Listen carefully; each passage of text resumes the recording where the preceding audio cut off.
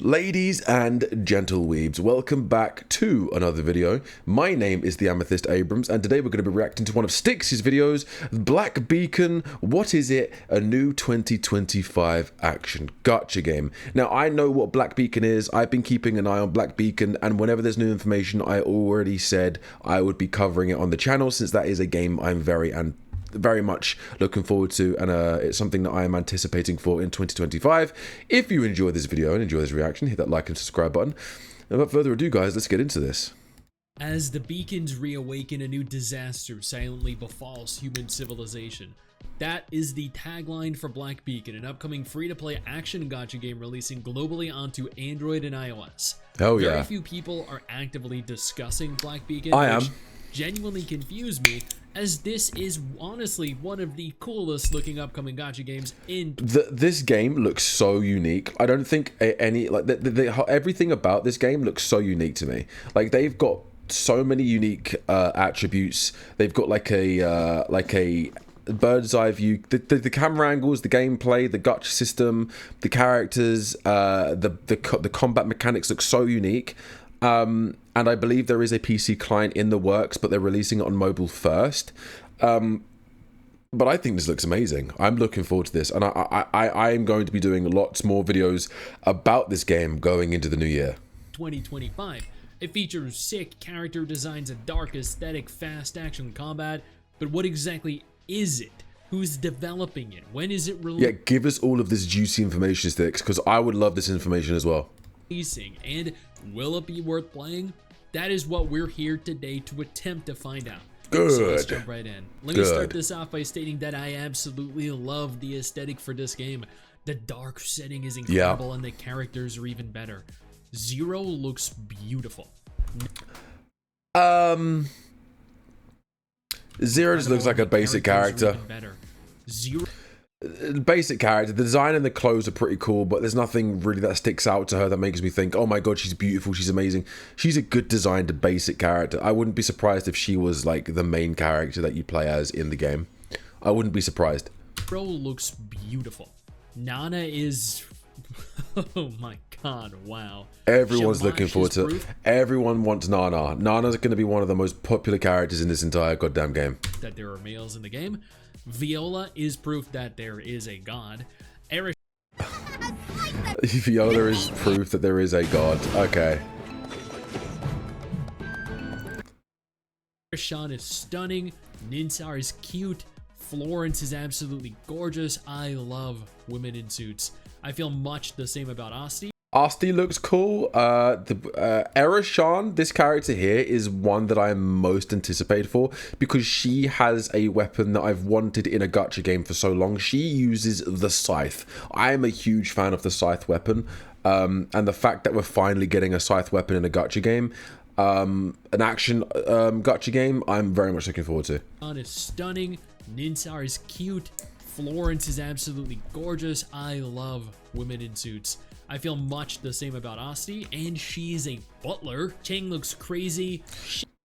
Ching looks okay. Zin is what Chisia in Wuthering Waves should have looked like. Jin looks a little bit psycho in the good kind of way. Ming is adorable. Ozzy looks cute. Ozzy looks cool. Ozzy looks pretty cool. Ozzy, I like the design of Ozzy. Cute. Wuxi is and Wushi's my favorite character that I'm is it me or do now correct me if I'm wrong, guys, but do some of these designs look a little bit like Wuthering Waves? Like the writing here, the robes, don't they look a little bit inspired by the Wuthering Waves characters? Like, if you look at what Jan wears, you look at what Geshu Lin wears, you look at what these, like how Kuro wears, it looks pretty similar, right? Looks pretty similar. Proof that there are males in the game. And Logos is a literal goddess. Yeah. By every definition of the word. Yeah. Black Beacon is being developed by Mingshou Network Technology, a Chinese game developer comprised of ex-Punishing Grey Raven staff. Oh, new gameplay? New gameplay? What? New gameplay? Network Technology, a Chinese game developer comprised of ex-Punishing Okay, this looks pretty good. Hopefully they're not ex-devs because they were incompetent and subsequently let go, and rather The combat looks really nice. Combat looks really good. There are 120 total people working on the development of Black Beacon. The team is 120 people. As of November 2024, which is surprising until you learn that Tencent has heavily invested into the studio, providing the new dev team all the money they need to bring this game to life. Glowhow is confirmed to be publishing the game globally. Glowhouse publisher, Mingzhou Network. With social media accounts already opened and operable, the global release will be simultaneous, meaning... Oh, thank God. I was waiting for that information. Global release is simultaneous. I was hoping to God they weren't going to release the CN version before the global version. Combat looks a bit PGR-esque. It does look PGR. Actually, it does look a little bit PGR-esque, yeah. In China, America... But see, this is what I'm talking about. So if we go back to the gameplay here...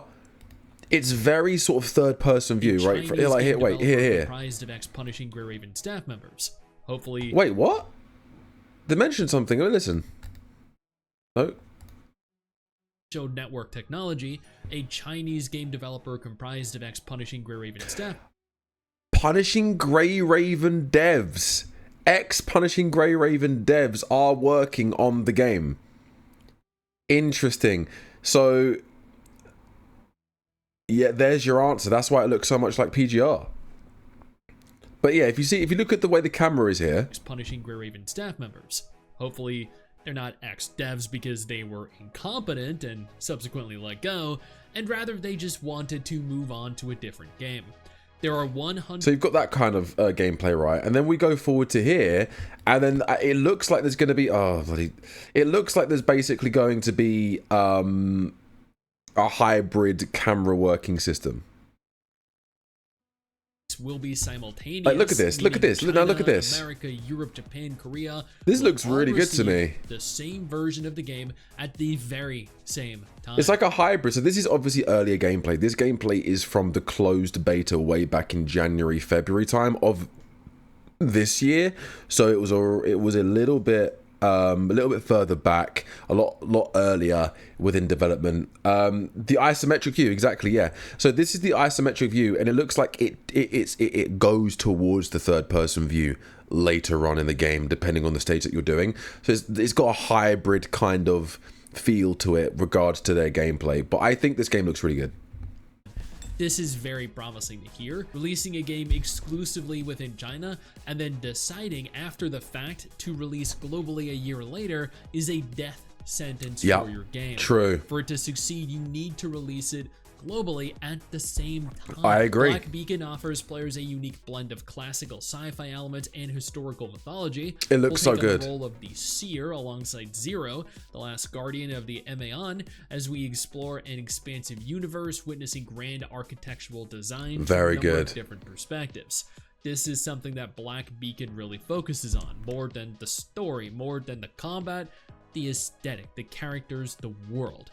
They have crafted something truly grandiose, something beautiful. I'm glad. They described this game as being distinguished by its intricate character art, visually stunning style, and a deeply engaging storyline that promises to deliver an unparalleled gaming experience. This guy looks so... I'm listening to what Styx is saying, but I'm looking at the gameplay. Why does this look so clean? It looks so clean. Also, I was hearing what Styx was saying. So they're focusing more on the world and the characters with a good story. And the combat was also something that they've really been focusing on, which is something really good. They have crafted something truly grandiose, something beautiful. They described this game as being distinguished by its intricate character art, visually stunning style, and a deeply engaging storyline that promises to deliver an unparalleled gaming experience. From everything that we've seen, I have no doubt that they've crafted something that'll be a lot of fun to explore visually. Concerning he looks cool. Well, let's take a look at it. The Beacon is a mysterious black matter that brings forth anomalies, phenomena beyond human comprehension. Various factions have been formed with the task of protecting humanity, hiding the Beacon for centuries. I've done a little video about this already on my channel. Especially if characters are recruitable from them, and if the characters that we saw earlier on in the video were anything to go off of, then yeah, they are recruitable from them. There are numerous beacons scattered around the Yeah, globe, there's all loads. of which have awakened as the seer. With our collective of Outlanders, Yeah. we are tasked with essentially saving the world. No, beyond. This saving the character world. looks boring as The fuck. very fabric of reality. Evidently, the stakes are high. The story sounds good. Looks a little bit like Lost Ark. I've not played Lost Ark. Okay, nice. You can stay isometric in combat. I'm already sold. Yeah. So basically, you can switch view modes. I believe so. Yeah. It looks like it, huh? Good, but there's a lot more to the game than that. When Black Beacon was first revealed, it looked very different. It was a top-down isometric RPG, kind of like Path of Exile. Or Oh, wait. He's just going into it now. Based off of the latest footage that they've released. However, it seems a lot closer to Punishing Grey Raven now. Still not entirely like PGR, but it definitely still maintains a degree of its original identity, which makes sense. As we addressed earlier, they are comprised of ex-PGR devs. Unfortunately, from the gameplay footage that we have, it doesn't seem as though they're willing to show off any form of UI.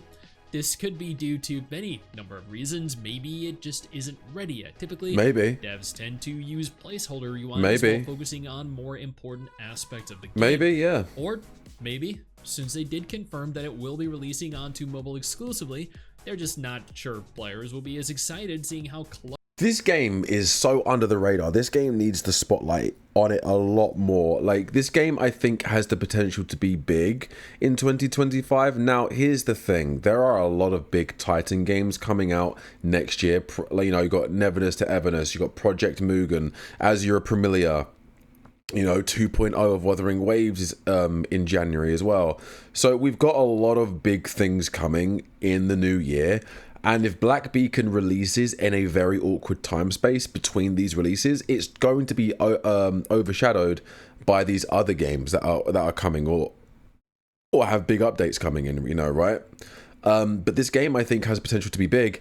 I like the uniqueness of the isometric view hybrid with the third-person view. The fact that there's ex-Punishing Grey Raven devs that are working on this game gives me a little bit of hope, because Punishing Grey Raven is a fun game. And it means they used to work for Kuro games as well. I think the game looks good. I think the game is going to be mobile first. PC client, I think, will come a little bit later, because I think that's the exact same thing that happened with Punishing Grey Raven. I believe it was mobile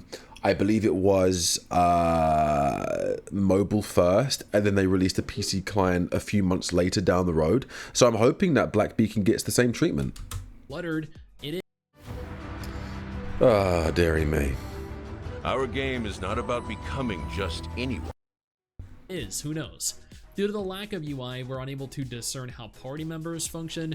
We can't see if you have 2, 3, or 4 party members towards the right of the screen, whether we'll be capable of swapping to them on the fly, or if they join us in battle. Oh, Florence's gameplay in the background, by the way, she has some Excalibur. Like, if you guys like the anime, like the Fate anime and the Fate series, she's Saber from Fate. That's basically what she is. Just like an Ether Gazer, what we do see is a fast-paced action combat system with a lot of great. Someone gift this man YouTube Premium. I know. It's fluid animation. I refuse to pay for it. It's too expensive. It's a single character on display at any given time, but multiple characters overall. The setting Excalibur! for the game activating all over the world leads me to believe Look at that. we're going to visit quite a diverse selection of more Games reminding you of Soul Calibur? modern environments, but they're going to blend it with sci-fi and fantasy. Specs for mobile devices do not look bad at all. Minimum specs recommend a 670, 960, or a P95. Okay. For Android devices, 4 gigabytes memory, 8 gigabytes storage. We're good. iPhone 12, same Basically, if you have a phone that was released in the past, I'd say 3 years, you're good. You're good to play this game. You're fine. memory. Most people should as well. Storage recommended specs are a little bit higher, but it seems like even moderate phones are going to be capable of running it. Unfortunately, they have not addressed the world yet, so we don't know if the game is going to be open world, if it's going to be instanced or segregated. The devs confirmed test phases are already underway. Good. Stating that Black Beacon is undergoing various external Good. tests this year. Through pre-game test experiences, we aim to gather genuine feedback from global users. When the open beta happens, I will be there. When the beta... It's not open world. Brother, it's not open world. It's not open world. It's very much stage-based. It's stage... Like the game isn't like... stage based, as in you go stage, come to the menu, stage, come to the menu. Like, it's like a dungeon crawler. Like, imagine like Diablo.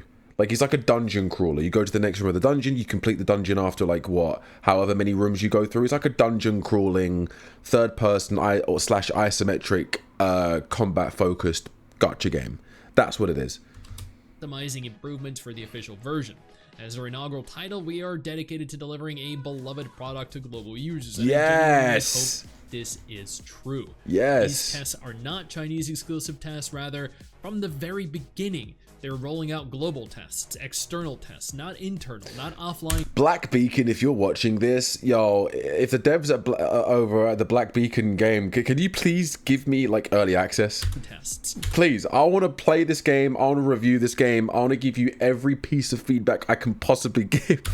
Sticks, if you're watching this, tell me how to get a hold of them. To hold at least one of these tests before the year ends. So, if you have not already, I would strongly advise you keep an eye on their official website. Pre-registration for any tests will be announced both through their socials and via... I'll be signing up immediately. I'll be one of the first people to be signing up. Their website. Speaking of, pre-registration will soon be open on their website, not for test phases, but for the game release itself. With rewards from 100k all the way through 1 million. Guys, if you're watching this either now or in the future, depending on whether you're on Twitter, whether on Twitch or YouTube, when the pre-registers start, we need to come together for this game. We need to get that 1 million pre-regis. We need to get that 1 million pre-regis. What was that? Yo, what? Thank you so much for the follow, by the way. Thank you so much for the follow. Really appreciate it. No release.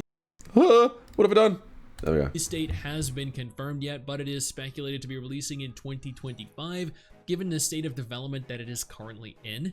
But that could very easily change depending on how current test phases go. This is a beautiful game with so much potential, and while it is releasing onto Android and iOS, I'm a little saddened to hear it will not be cross-platform compatible with PC. At least, not yet. This is where feedback comes into play. I know Tencent. Honestly, anyone that gets a hold of this game, we need a PC client. You know, we need that. Have invested into it, which definitely leaves a little room for concern. But at the same time, I'm more than happy giving these devs the benefit of the doubt, with the hope that they can craft something truly fun. It doesn't need to be groundbreaking, just fun. And judging by how everything looks, that definitely seems possible. This game is going to be fun. This game is going to be fun. And I can't wait to play this game. I can't wait to play this game. This game's going to take over my freaking soul. This game and Wuthering Waves are going to be problems for me. I'm very excited for this, and I cannot wait to get my hands on the test phase. Hopefully it ends up as good as it looks. Hey you, where do you think you're going? Don't you close out of this tab. I didn't give you permission to do. I've already subbed. I'm a subscriber. I'm already a subscriber, so yeah, I'm already subbed to Sticks. And if you guys aren't subscribed to Sticks, I recommend that you do. He's a great content creator. If you enjoyed this reaction, hit that like and subscribe yourself to this channel, and I'll see you in the next one. Take it easy. Peace.